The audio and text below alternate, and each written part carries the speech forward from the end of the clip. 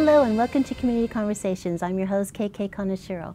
Many of you say you can't have one without the other. A community cannot grow and evolve without a strong school system, and schools cannot thrive without the support of a strong community. Since its creation in 1964, the Fremont Unified School District has enjoyed a positive and productive relationships with the city of Fremont to benefit both its students and residents. Joining us today is a real honor. We have Mayor Bill Harrison. Thank you so much. And my famous co-host, Dr. Jim Morris. Thank you so much. So, I want to start off, if you don't mind. You're a local boy. You grew up here. Have you seen many changes since when you went to school to how you are now part of the system dealing with the schools? Sure, and thanks. First off, welcome, and thank you for having me. Sure. It's such an honor to be here. I think the relationship with the city and the school is so important, and I thrive, with two boys in elementary school. My oldest actually goes to the same elementary school that I went to. Really? Yes, and he's been in physically some of the same classrooms that I've been in. So, changes, it's kind of funny because some of the fixtures look the same, the water faucets, the tiles, they're the same, but the curriculum's the same, but it's the way of teaching, it's the kids going in there, the students that are going there. I've seen tremendous changes, and it's neat to see. I'm going to say the continuity that's still there, that Fremont spirit, that involvement of parents is still there. But the kids have absolutely changed in what they're doing, and what he's learning in 6th grade, I think I was learning in high school. It almost feels like. Wow. They're just so far ahead. But it's just great to see the passion that we have in the Fremont schools. That's great. Now, we all know that having a strong school district is very important to any community, but why do you feel it's so important to the city of Fremont? So, as mayor, if I had to sum up what my goal is, it's quality of life. We want a city that builds on the quality of life for everyone.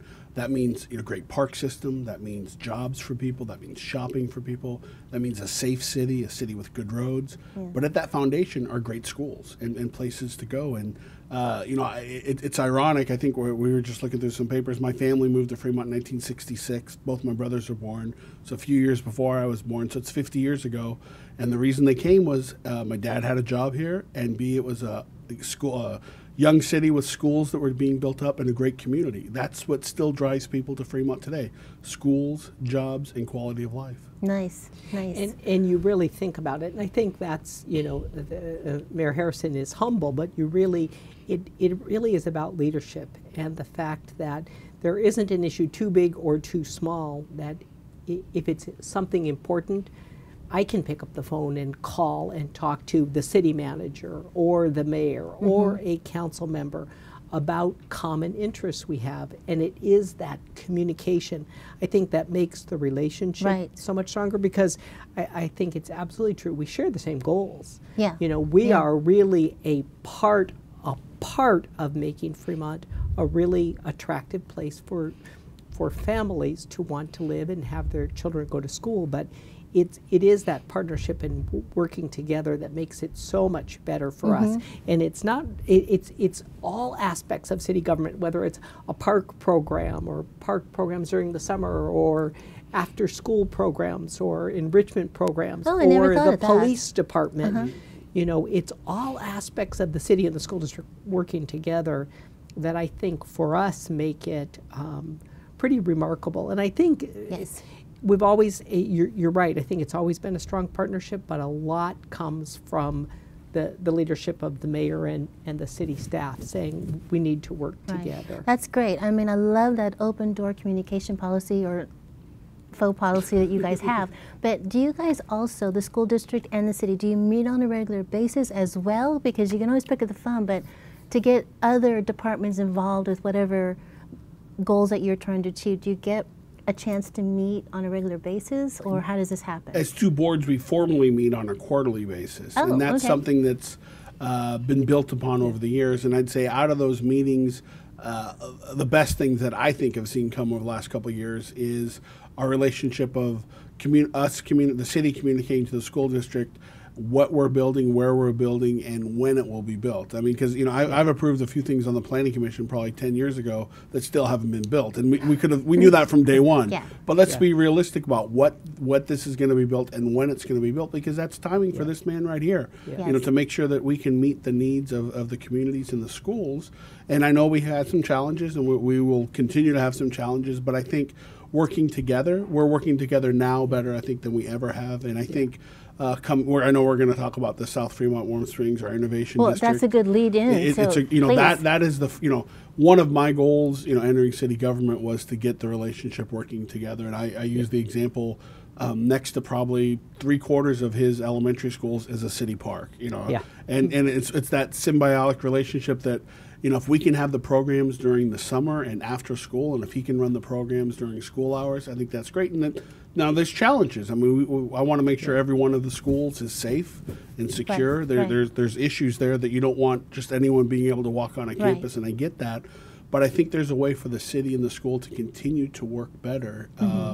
If nothing else, every cafeteria at a school should be a quasi-community center, I think. And I know there's issues with that about access. I get that, but we need to do our part as a city to make sure that we're doing that, because his schools, I say his, he's the face man right now. They're spread out strategically throughout the city. There's probably not a better distribution of items than the schools that are there. And I use the elementary schools more because there's more of them and they're there. Right. But it's a great way for communities to be a gathering point. And talk about local pride. Every little community has their local pride in their elementary school. And it's a great way I think for the city to step up with the schools. And we've made lots of progress on our innovation district in Warm Springs. I hope that serves as a model for us to springboard to other adventures. That's great. Now, when you do, just for viewers who are not familiar with how this process works, when a developer comes in and says, Mr. Mayor, we're going to build this development here, how do you get the schools involved? How does that work? Does that start at Planning Commission, or how does this start? Well, I guess I'll use the examples of more recent times. The conversation hopefully starts sooner. Now, when a developer approaches me, even before they've submitted plans, I say, wow, that's great. You should go talk to my friend, Dr. Jim Morris, and let's work on some planning. And what I've been telling them lately, and maybe there's a few that are watching this, I'll tell them the same message. He has $650 million he's going to be spending over the next 30 years. And, if you get in now and get some of this money there to the school that you're going to feed into, you can leverage your money on what his plans are for the distribution there. So, I mean, to a business person, to a developer, that makes sense. If he's going to spend $2 million on the school that my kids are going to feed into, and if I can contribute a few extra dollars above and beyond what the state law says that I can pay, and I can guarantee my kids are going to go into that school, that's the model I think that at least I'm trying to shoot for, and I think Dr. Morris is on board with that. And I think the mayor is absolutely right. And the city staff also, when even at the point where there's a development being considered or somebody's beginning to submit plans to the city, long before it goes to the Planning Commission, they send copies of that to us, and I look everyone up by address, try to memorize them in my head. What's the elementary school, for every development that's happening in the city. So we are aware, and we can look at it ahead of time and say, are we going to have a problem, or do we already have space in those schools? Okay. And I think the other thing to understand is, let's say you have a development with 50 houses, and just say there's 2 kids per house, which I think the district numbers are a little less than that, but that's fine. So there's 100 kids. Those 100 kids aren't all kindergartners at once. They're not all elementary schools at once. There's, there's an even distribution, and unfortunately, we don't know what that distribution is until it happens. But I mean, the law of probability and the law of big numbers say there's going to be some sort of distribution there. They're all not kindergartners at the same time. Hopefully, they're distributed throughout. Thank goodness. Yes, exactly. Otherwise, there was some, 6 years before there was some kind of neighborhood. Yes, correct. But I mean, I think there's a teamwork there that we're having, and I think that he has a great relationship with our development director, with our city manager. The school board members and the city council members, I think, are working better now than they have before. Not that there was something terrible before. It's just we're on the same page, and I think there's more that we do together that people don't know about that I think is important, and I think we want to build on those things. That's great. Wow. And not to change the subject, but completely outside of that, I think we have to also give Mayor Harrison for being involved in other activities, anti-bullying programs at the school, and really visiting the schools. It's it's really fascinating to visit a school with the mayor because it's like you're taking a movie star to visit. But for students to see, you know, leaders in the community actually caring about them, Yes. it has a lasting impact on students to know, you know, we have city council members and mayors who want to come and visit your school and talk to classes and do presentations for students. It makes a huge impact on them, and I think the more we're raising young people who see city leaders and school Right. district leaders as accessible, Right. we really, it And he's a real sets a person. model of citizenship Yeah. for future generations. I think that's pretty amazing. And I think you've got one more quality that other politicians may not or may not have, is that you were raised here, Right. you went to our schools here. They said, if he can do it, I can do Right, it. and I tell that, just a few weeks ago, it was National Read Across America Read, and I was reading at Parkmont, and I said, do you know, I didn't tell them how many years ago, but I was in your same situation. I went to elementary school here in Fremont, and you too can do that. You know, when I run for office, I tell people I'm running for office for a very selfish reason. I want my kids to grow up in a great school, great city. Yeah. And part of that is great schools. Yes. And, you know, if my kids benefit, everyone's kids Right. benefit. And that's what we're trying to do. And, you know, one of the striving forces for me in the Warm Springs Innovation area is a place where these kids that we're raising, that are graduating from Fremont schools, they're going to top-notch colleges, they're getting great jobs coming out, and they're not coming back to Fremont because there's no place to live or work. And so with the Warm Springs Innovation District, we want a place there for Right. people to have jobs and for people to have housing at all levels, for them to come back to Fremont. You know, they Right. spent, 12 years being educated in Fremont, and they go off, they get great jobs from top-notch companies. Mm-hmm. Let's bring them back to Fremont. Let's keep that capital that we've that investment we've made for people, and let's let the next generation continue to live in Fremont. Okay, I want to show you off for a little second here. You have, like Dr. Morris was saying, you have visited schools, but what else do you do or interact with the schools, and other programs you want to talk about? So one of the things I've taken through the U.S. Conference of Mayors is Dr. Morris mentioned anti-bullying. I think that there's a lot that goes on in our schools that we're not aware of. You know, Right. you just look at anytime there's some kind of tragedy in a school, whether it's a shooting, whether it's violence or something else, at the sub-level, there's a bullying issue happening there. And so I've taken that as kind of my little pet projects to kind of coordinate a little bit more with Dr. Morris's help to bring anti-bullying to the junior high and high school campuses. Okay. And we did really good this year. I want to make it even bigger and better next year. And there's a movie, and it's called Bully, and it's about this whole thing about showing people what happens. And the message I take away from it, which I don't want to spoil the movie to anyone, but it's not his problem only. It's not my problem only as mayor. It's not the parents' problem. It's not the teachers. It's everyone's problem. Everyone has a role in making sure that we end bullying. And I Right. think if we can just start that, making the difference, that one kid, and make that difference, take it from Yeah. there, I think we make a difference. So I That's think great. that's one of the little pet projects that we've taken on, again, coordinating between the city and the school. That's great.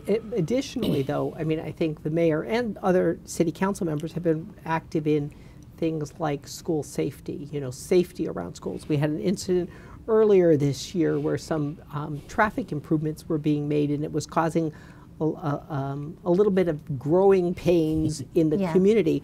Man, the mayor is out there, the city staff are out there to really help people see, yeah, it's going to be a little uncomfortable for a while, but in the end, it's going to be so much safer Right. for our kids. Getting But kids just to safe see them routes out to there. schools, and People said, "Hey, who's the idiot that started the construction project right when school started?" I raised my hand and said, "The idiot is me," because when it comes to safety, a few months of inconvenience is worth it in the long Absolutely. term. Because I don't want to take that call at 3:00 in the afternoon that says there was an accident out there, Right. and you knew about this and you didn't make the improvement. So we're always we're gonna err on the end of public safety anywhere we can.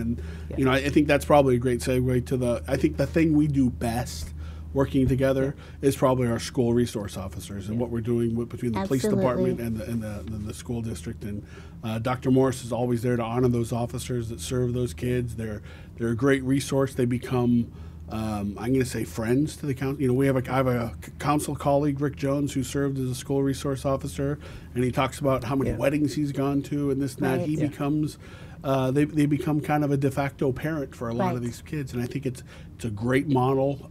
It's top notch, and I think that's the most visible thing we do together. But I think there's lots that we can do behind the scenes to help projects together. I'm going to put you on the spot for just a second. Okay, we have a lot of parents watching us. You have your accounting office going every day. Mm-hmm. You're a mayor 24/7. Do you participate in your children's schools as well? And what words of encouragement would you give these parents to get involved with their schools? So I would say get involved is number one. I would say I get to go to the fun things at the very end, but the actual work is done by my wife. Yeah, she's and I will give her 1,000% of the credit along with that. You know, she served as PTA president at Azaveda when Azaveda was going to basically get rid of their PTA program. They were, you know, if no one else steps up, we're, you know. And it's not like she has a lot of time to be with because she helps me with a lot of the other stuff too, and just being a professional woman and raising 2 kids. But she stepped up and did that for a couple of years, and now she's PTA president at Glenmore. So she steps up and does kind of the day-to-day operations, the volunteering in the schools, and then I get to kind of do the fun things and, you know, hang out with the kids when the actual event is happening, and she does all the work beforehand. But I will say, you know, parent involvement is everything. I was very fortunate as a college student at Ohlone to intern for Delane Easton, who was our then assembly member in the local office, as well as Congressman Don Edwards in his Washington, D.C. office. And the thing I took from Delane Easton was she went on to be the state superintendent of public instruction, and she said, you know, if you could give me an unlimited budget in education, or tell me that parents would spend 2 hours with their kids every night uninterrupted, I would take the 2 hours with the parents uninterrupted. And that just shows to me how powerful it is to have that. And it's parent involvement. That's amazing. I mean, would you want money or 2 hours? I'd take the 2 hours. I would take the 2 hours. And I think that's just an absolute truth. And that's one of the reasons the schools in our community are so strong, is because we do have so many parents who have very demanding jobs, and yet they're always there for their kids. And when you get the catalytic parent like Mrs. Harrison saying, I'm going to get this, suddenly it's not just one energized parent, but it's 10 energized parents and 20 energized parents. And which is priceless. But it also sends a message to us, because there are things we need to do to make that a welcoming environment, you know, and welcome parents in and have meetings in the evening hours, because guess what? The world doesn't start at 8:30 in the morning and end at 3 o'clock in the afternoon. You know, many parents are at work. So it is always working in partnership that makes it happen. Okay. In Fremont, we speak, over 130 different languages. We have a humongous variety of diversity, of cultures, religions, everything you could think of. How important do you think that is into this community as far as making it successful and thrive and grow? I mean, how do you feel? I think it's a tremendous asset. You know, I tell people Fremont is where California will be 20 years from now, and it's where the nation will be probably 25 years from now. So that gives every 34,000, how many students? 34,000. 34,000 students get a leg up on that. You know, my kids right now. Oh, I love that. They know about Chinese culture, they know about Indian culture, they know about Japanese culture, they know about Mexican culture, they know about all these different cultures that other places, you know, have no idea what's going on. This is what the world is growing to and what our community is growing to, and our kids have an advantage going in there. And I tell people, you know, business-wise, if you want to test your product in a cross-section of what society is, come to Fremont. And you know, and we see it in our, like, stores like Whole Foods, right? Whole Foods has adopted more of what the Fremont culture is, and whether it's some of the halal meat or some of the other locally grown produce, you know, they've adapted to what Fremont is. And I think we're going to see, again, California will be there someday, and the nation will be there. This is great. Thank you so much for being on this show. We really appreciate this. Such an honor to have you. Thank you, Dr. Morris. Thank you.